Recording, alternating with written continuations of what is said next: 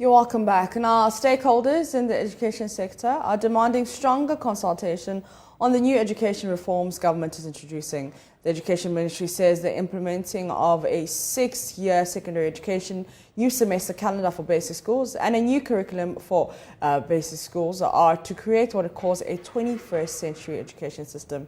Executive Director of Education think tank Africa Education Watch, Kofi Asari, says these reforms can only be effective and smoothly implemented if government engages all interested parties. He spoke on PM Express.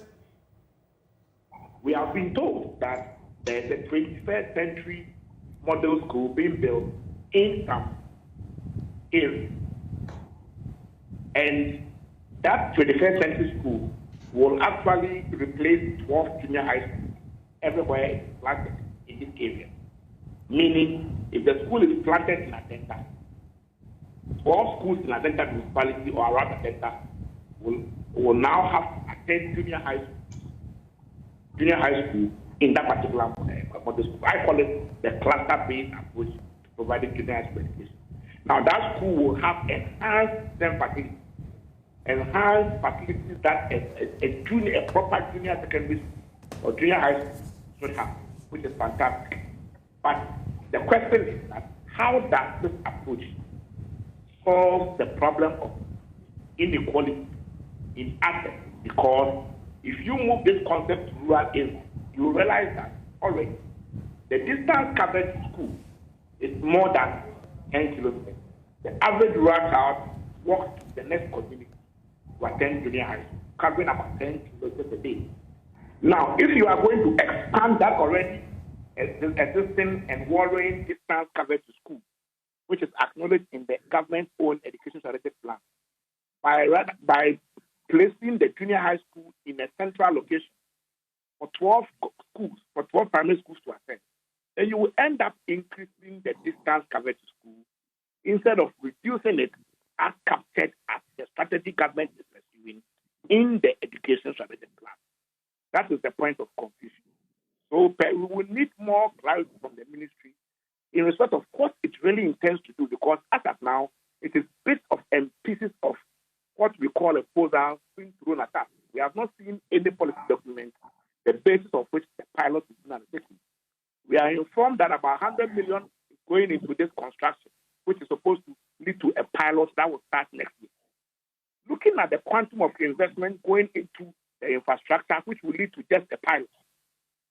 So the pilot not work, what happened? We have wasted 100 million. So it means that unlike your usual pilot, where you will decide to pilot before you consult, you rather do the consultation on your proposal before you pilot, because the pilot is costing in excess of 100 million. That is why we are not too sure what the ministry is doing in respect of access to the wider population.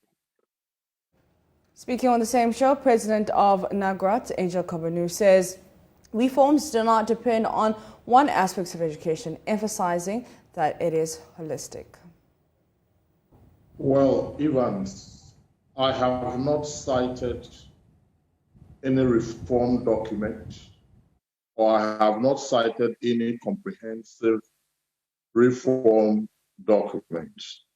And if you have, upon which we are having this discussion, you can help us and share them with us. Think about reform from kindergarten level to senior high school level. We're talking about reforms in curriculum. We're talking about reforms in subjects that are taught in the senior high schools. And we're also talking about reform that links the outcome of senior high school products to the various programs that are done in the universities. Because when programs are done in the senior high schools and they do not relate to what is happening in the universities, you are going to have a very big problem. Now, who are the members of the reform committee? And did they do any roadshow, or did they go through our communities to interrogate our chiefs, our local people? And do they have a draft that have been interrogated by various stakeholders, so that the various stakeholders will make input to the draft? And like my brother Kofi is saying, is there no necessity to pilot the reforms, because when you go through the education history of our country, when you take the 1951 Kwame Nkrumah education reforms, if you take the 1986 reforms, if you take the Justice Professor Anamwa's reform, these are documents, comprehensive documents that have served as standards of reference. Now, when you don't have a holistic reform document, you will take one aspect and that single aspect will seem to be working for you. But when you relate that aspect to other aspects, you will realize that the synchronization do not exist, and you have a situation where there is some disconnect and some disjointed outcomes that itself needs another form of reform. So reform is part of human life. Reform is part of education. We want to know who constitutes the reform. Is it committee or reform group? Well, what difference will these initiatives make in the sector? Minister of Education Dr. Yao Soyudichum has been explaining the rationale behind the new initiatives in the education sector. He spoke with Raymond Akwa on Upfront last week. You can't do one thing and expect everything to change. So you can do professional development, as we are doing, train teachers, the secondary education improvement project. We're able to get some school buildings, e-blocks. The government of President Mills and President Mahama also did some e-blocks through GOG, Government of Ghana funds. We have continued some the e-block agenda, completing about 29 of them. It's not enough to do a building. You have to also look at what is happening inside the building. So as we are preparing to open 10 boarding schools built by Nana Addo Dankwa Akufo-Addo, we have to be mindful that if we don't look at professional development, if we don't look at the rearrangement of classes within that building, and we just say we are super excited because we have V blocks and these are beautiful. So we go to Abomosu, Pasempe in the north, and you think you're in a college. It will match any college as community college or small 2-year or 4-year colleges around the world. But that's not good enough. That's why we're taking steps to ensure that we operationalize these 10 schools built by the president differently. When are we operationalizing this secondary structure? That's almost, and I see it at the back of your mind, almost taking us back to the Cambridge system. When are we operationalizing that? Some of the facilities are currently under construction across the country. Some we have to cast salt for their construction. You saw the Accra STEM Academy. It goes from KG all the way to senior high school, so that has that built-in opportunity. And then we have new schools at Chamba that we are building, that is a lower secondary school. The high school that we are building in Busono, in Savannah, we include the lower secondary.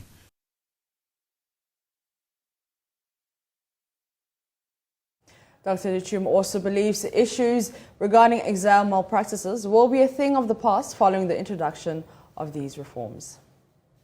Concerns with exams and how leakages and all those things. You know, something that happened on the NST, we made sure different regions have different tests. And in fact, we are going to do this next year, where you sit in a classroom and your questions may be different from that of your colleague.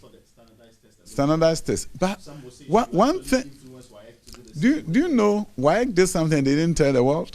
They did it on the BEC. Different regions had different tests. So when those people who set up rogue website to sell the questions, they started the first time, right? And the funny thing was that they say, hey, this thing won't work again. Because different regions have different questions. So this is what we want to see on the WASI space. We want to see serialization. This is done by universities in Ghana, some universities in Ghana. So you can sit next to somebody in the room, there are 5 versions of the test. So let somebody go outside and work some answers and come and say question 1A. Whose question 1 is A? So we have to change this space. I believe the best way you change cheating in exams is when you remove the incentive for cheating. So instead of saying they are rogue website, hey, Rogue website will always be there. They will always be there. But you have to create a disincentive for them to set up the website in the first place. Because if there are 10 versions of the test, if they put on... No, next year... Very interesting to see. My brother, if there's something... Because the president said in the State of the Nation address last year that he wants to ensure that we eliminate cheating and examination malpractice.